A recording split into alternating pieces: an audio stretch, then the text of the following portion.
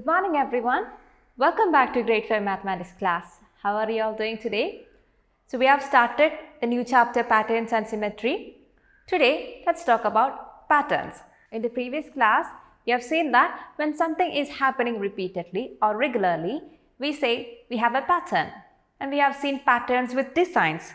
When we have a pattern with designs, the designs repeat. You can see examples here. You can see the designs are repeating to create a pattern with designs. But when we talk about number patterns, it need not that the numbers repeat like in the case of patterns with designs. We usually mean a sequence or series of numbers is generated based on a logic or based on a rule. Here you can see a couple of examples.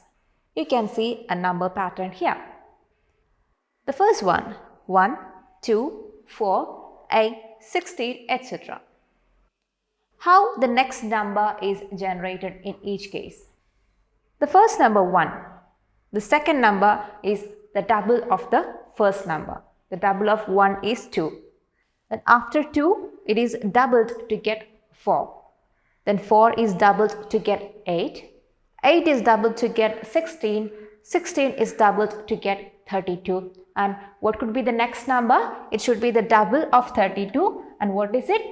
Double of 32 or 32 into 2 is equal to 64. Clear? So this is the logic or the rule for this number sequence or number pattern. And what about the next example? You have 1, 3, 7, 15, 31 and it goes on like that. Look at the first number, 1. The second number is 3. How would you get 3 when you start with 1? Is there any kind of relationship or is there any kind of logic behind this?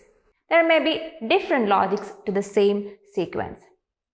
Say for example, in this case, the first number is 1, the second number is 3. And what is 1 into 2? 1 into 2 is 2, or the first two counting numbers, the product of the first two counting numbers. 1 into 2, 2. Plus 1 is equal to this 3 here. That 3 into 2. Just like we multiplied 1 by 2, we are multiplying this 3 by 2. 3 into 2 is equal to 6. Plus 1 will give you this 7. So we can say for this number sequence, it has a logic of this. 1 into 2 plus 1 gives you 3. In the second case, it is 3 into 2 plus 1. And what about this 15 here? 15 is 7 into 2, 14 plus 1 gives you 15. And 31, 15 into 2 equal to 30. That 30 plus 1 gives you 31. So here the logic is like the previous number multiplied by 2 plus 1 gives you the next number. So what should be the next number after 31?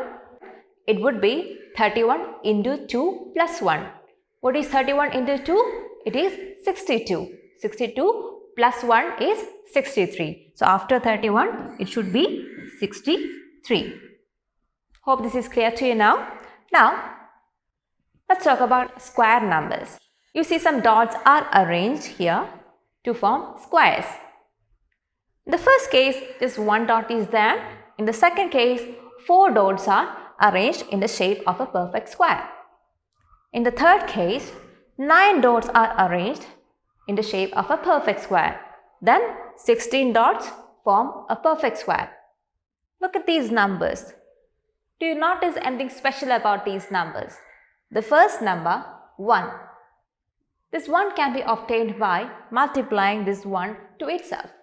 1 into 1, which gives you 1. The second number is 4, which you can get by multiplying 2 by 2 itself, the number by number itself. 2 into 2 is equal to 4. The third number 9.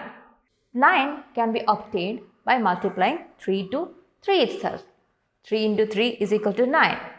Hence, the fourth number, 16. 16 is equal to 4 into 4.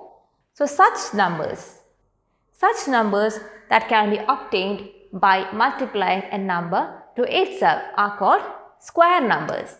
and these numbers can be represented using dots which can be arranged in the form of a perfect square. So numbers such as these are called square numbers.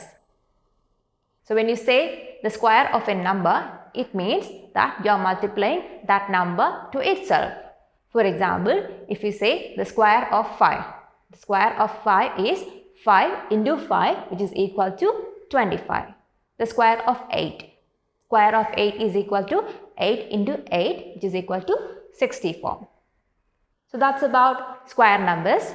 Now we'll see what are triangular numbers.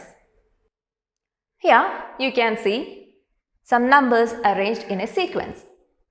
1, 3, 6, 10, 15. The first number is 1. The second number is 3. If you look at the counting numbers, 1, 2, 3. The sum of the first two counting numbers, 1 plus 2, that is equal to 3. So here the second number is 3, which is the sum of the first two counting numbers, which is 1 plus 2 gives you 3. Now look at the third number, 6.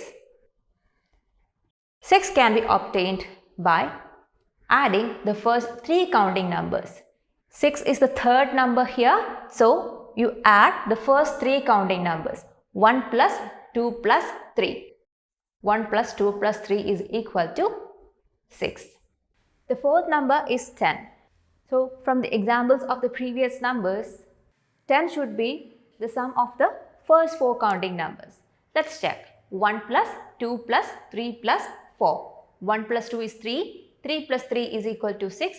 6 plus 4 is equal to 10. So yes, the fourth number 10 is the sum of the first four counting numbers. Now the fifth number 15. So it should be the sum of the first five counting numbers, 1 plus 2 plus 3 plus 4 plus 5. And yes, this sum is equal to 15. So such numbers are called triangular numbers. Such numbers can be represented using dots, and these dots can be arranged in a triangular form. So what would be the 15th triangular number? The 15th triangular number would be the sum of the first 15 counting numbers. What would be the 21st triangular number? It would be the sum of the first 21 counting numbers. So I hope this is clear to you now.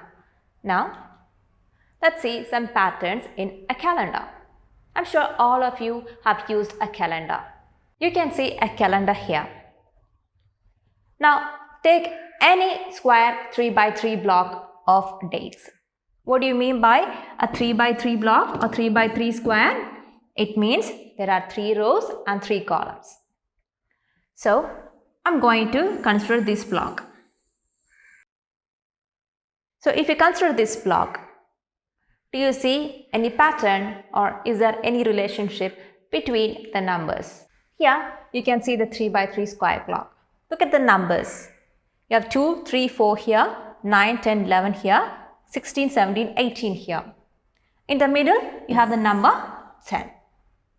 See, if you take the sum of these two numbers, this 2 and 18, you'll get a sum of 20. And 20 is the double of 10 here, which is the number in the middle. And what about the sum of other numbers?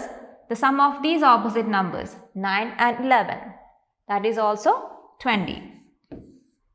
The sum of these two numbers, which are opposite numbers, 16 plus 4, that is also 20. Then 3 and 17, that is also 20. So when you add the opposite numbers, you get a sum which is double the number in the middle. Clear? Let's consider another 3 by 3 block from the same calendar. Let's consider this block where you have 6, 7, 8, 13, 14, 15, 20, 21, 22. The number in the middle is 14. Let's take the sum of the opposite numbers. 6 plus 22. 6 plus 22 is equal to 28. And 28 is the double of 14. Now, 7 plus 21. 28. Again, the double of the number in the middle. 14. 13 plus 15. 28. Again, the double of the number in the middle, which is 14. 20 plus 8, 28. So you see there is a pattern. When you consider a 3 by 3 block or 3 by 3 square from a calendar, the sum of the opposite numbers would be the double of the number in the middle. So there we have a pattern. Now let's see a different pattern using this calendar. I'm going to consider the numbers in this column. Let this be column 1 and the next column, let it be column 2 and the next column, let it be column 3.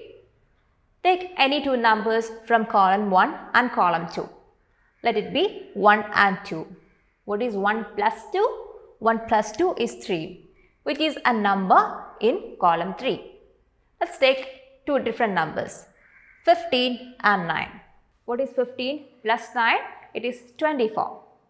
And you can find 24 in column 3. So there we have a pattern. Take any two numbers from column 1 and column 2, add them together and the sum, if the sum is less than 31, the sum would be a number in column 3. So there is another pattern that we get using calendars. We can find different types of patterns in a calendar. You can try finding patterns yourself. Now children, you can go through the topic patterns in page number 115 to 117 of your textbook. As a homework, you have to do the try this column, which is in page number 115, that you can see 4 number patterns or number sequences which you can complete easily. You observe the numbers carefully, try to find out what is the logic for that particular sequence and then complete the sequence. Now, in page number 117, you can see the exercise 7.1. You have to complete that exercise as well in your notebook. Once you're done with the activities, you can take a picture and send us through Teams. So that's all for today, children. We will meet in the next class with a new topic. Till then, bye.